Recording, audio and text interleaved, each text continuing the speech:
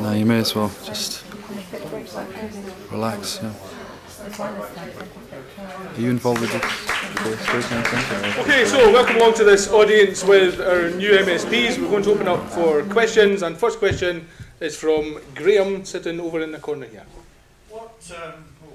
There's a microphone winging its way to you, Graham. And if I can say, introduce yourself if you're wearing a particular hat, that would be helpful. Graham Bell. I left my hat at home, so we're all right today. The burning question for me is, we're into a completely different dimension of politics with the makeup of Holyrood. What changes do you see that making? And if there's like one or two particular points, I'd be very interested to hear what those are. How is the political situation going to be different with an SNP majority? Marco, I think I'll have to kick off with you. Well, I think every Scottish Parliament has produced a slightly different arithmetic now, very different character. We had the fairly straightforward first coalition in the first term, then we had the Rainbow Parliament, then we had minority government, and now we've got single party majority. The Scottish people never get tired of giving us new surprises and giving us new situations to work with. So in that respect, it's not really any more of a step change than each of the previous parliaments have been. Each one has been unique. The difference is, I think, yes, we have a degree more of governing potential as a party. We don't necessarily need the votes of other parties in Parliament, but we recognise that we got where we are as a majority by appealing to all walks of life in Scotland. So we can't simply govern with no respect for opposition viewpoints, because many of the people that voted for us and put us where we are come from those viewpoints. We have to represent everyone.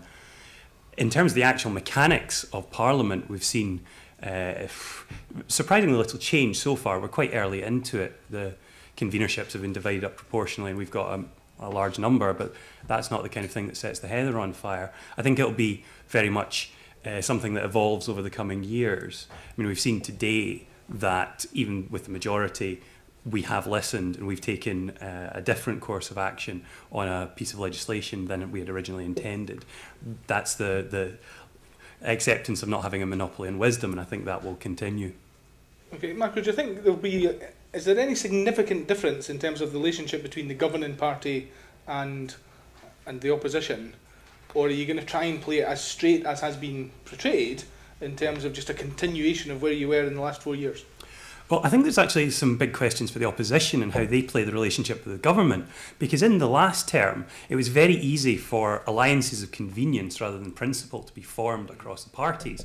For example, on the issue of our alcohol legislation, the Greens came with us valiantly and alone from the opposition parties, but the other three parties formed an alliance which I would consider to be one of convenience rather than of principle, because they knew that by banding together they could deliver a defeat to the SNP government. Which brings neatly to Willie, because Willie, you've changed the Lib Dem approach on that particular issue, haven't you? Yeah. I mean, I think it is. I mean, I've always been in favour of minimum pricing of alcohol, and I think it was quite a finely balanced judgment before, but I think it's important that where you agree that you work constructively together, and I think there's other things we should be looking to do on that basis, and I'm not just going to oppose things for the sake of it. Not that I'm saying, well, that's what my colleagues did before, but I'm not going to do that. And I think there is some serious questions for the Parliament now, because it was never intended to be quite like this. It was always assumed that with the PR system, there would be no one party would have an absolute control. So even in a coalition, although it's a majority, there was a check and balance in there, because the different parties within the coalition would be providing that check. So it was never quite intended to be like this. But that's the voters' decision to do these things. But so there's no checks and balances, there's no second chamber. The committees have been reasonably... I mean, I think the presiding officer's desire to get them changed is a good sign that they're actually going to be more responsive to current political events rather than setting long-term programmes for investigation which soon become out of date. I think that stuff's good, and it might provide that check. The other thing that needs to happen, and I hope it does, is that there's more people in the chamber, more people in the Parliament who become the senior, the elder statespeople who are prepared to speak out against their party line even if it's not convenient for the party, to provide that kind of commentary, more objective commentary about things. I think that would be a good thing, and I think it's required. Yeah. Now, Alison, do the Greens feel more or less comfortable, more or less confident in the setup post-election? It's certainly a challenging environment. We don't have the same sort of impact that we did in terms of ability to change votes and so on than the previous term, but the Greens do have experience of a majority government, albeit one that was made up of a couple of parties. I think Marco would agree, as you know, they've had a fantastic result, they ran a very positive campaign, but that fantastic result also brings a great responsibility. So the SNP kind of are on show now, and Scotland is looking at them, and they have several times, different ministers in various debates have said, we want to work as if we were still that minority government. We are going to listen, and I very much hope that is the case. And as Willie said, we will be constructive wherever possible. I think Greens do vote from a position of principle, as you know, the minimum alcohol pricing was just one example of that. But we will disagree where we have to. But I think what we can do, and I think what all opposition parties will, the opposition parties are not really, we're not going to win any votes, but what we can do is scrutinise legislation very carefully, make good use of parliamentary questions, engage with wider Scotland, and make sure that we are, really paying attention to what the government are putting through. Any questions from the audience on that particular topic? Or shall we move on to the next question? You need to be quick. Nope. Alan, next question. Good afternoon. Alan McLean from Virgin Trains. So you might expect me to ask about cross-border rail, high-speed rail and all that, but I've decided not to because all the parties in the manifesto said they were in favour of it. So it'd be like asking if you like a slice of apple pie or something.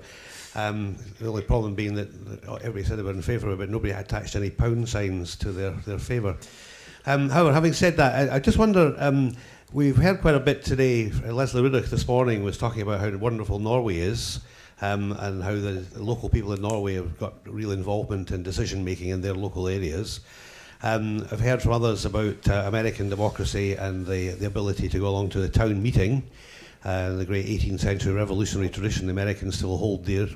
And talking to one of the interns earlier who's had interesting experience in Germany, and basically various other comments have been made about various parts of the planet. I'm wondering whether Scotland goes it alone within the UK or goes it alone out with the UK. I would hope first, perhaps you could comment on it, should Scotland be open to the world, and if so, are there any particular models elsewhere we should be paying interest in or paying attention to in terms of how we run Scotland in future? Would those models be Wales or Northern Ireland in terms of devolved administrations in the UK, or further afield, Norway on one side, America on the other, and almost anywhere else? Okay, Willie, it's in your party's political makeup, in your genetic makeup, to do the localism thing. Do you want to answer that? If Alice prepared to pay for a train pass to go around the world, I'm quite happy to go and visit these places and find out which is the best model. I can't say I have studied the other models, but I do think there needs to be very decentralised, community-based, not just local authority, but actual communities having ownership over their own decisions. And it partly involves government butting out on occasions. Even when it's popular to intervene from the centre, then I think government has to resist. Because if we're not going to give local communities and government its place, and we're always going to second guess it, then I think we're always going to undermine it. Are you thinking of rural schools, perhaps? Yeah, I think it was a dangerous precedent, and it's always difficult to speak out on these issues, because it might be seen that you're in favour of closing rural schools, which we're not. But there's a real danger of ministers just picking and choosing which issues they're going to intervene on. Now, there will be failure at local levels, but there needs to be failure for communities to take ownership of the decision-making process. If there's always going to be the comfort of the government minister stepping in where it really matters, communities will never take ownership. Right. Just will never happen. Marco, how do you reconcile that, working with others in partnership, and then centrally taking a decision away from local government, like rural school closures? Well, I think in local government, the last SNP administration, the minority administration, did more to free local government and took many attacks for it than any administration beforehand. Now, we were talking before in the Speaker's Corner about freeing councils to raise money, but we gave them considerable amounts of freedom to spend money, and there were very many calls, very many pressures in Parliament saying that it would have been a lot easier to enforce very national standards on that. So yes, you always have the difficulty of localism, but against that you have the soundbite of the postcode lottery. And I think we have to be, as representatives, very mature about this. And I don't really like the idea of looking to other countries and importing a model wholesale. I think we have to find a Scottish model. We have to get one that has support from across Scottish society. Alison, do you want to? Yeah, I would agree. One size doesn't fit all, but I think we should be open to learn. So, we should look at what's going on where we see success stories we can compare and contrast. I do think we have to see localism as an opportunity and not a threat, and not be frightened of it.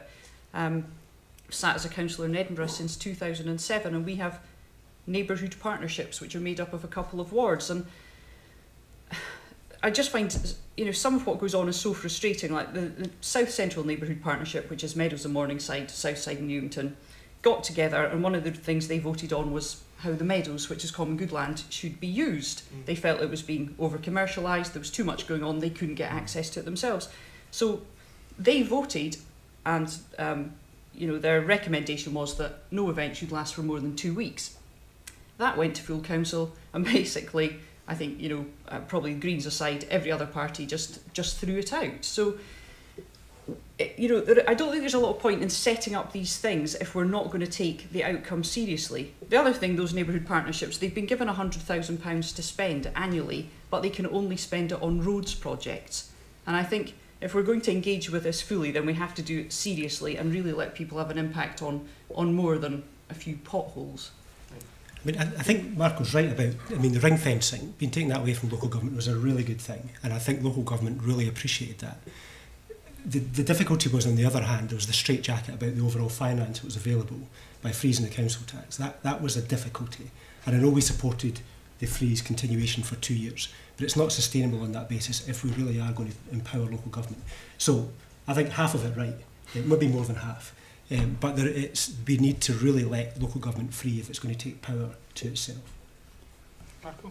Well, I think the problem we have with localism is that it's just not quite working right. I think we have all signed up to it as an objective, but I have a standard response to, it's quite a flippant response, and I've been berated recently in front page of the Daily Record for my occasional use of flippant language. But if somebody comes up to me from a very disembodied, not real world application background, and they say localism's brilliant, I simply ask them to name their 3 or 4 councillors. And if they can't do that, and the vast majority of people can't, I say, right, we have to get localism working, because right now it's not, and we can't simply pour things into the current system without addressing the fundamental disconnect that people have with their local authorities as they're currently constituted. Okay.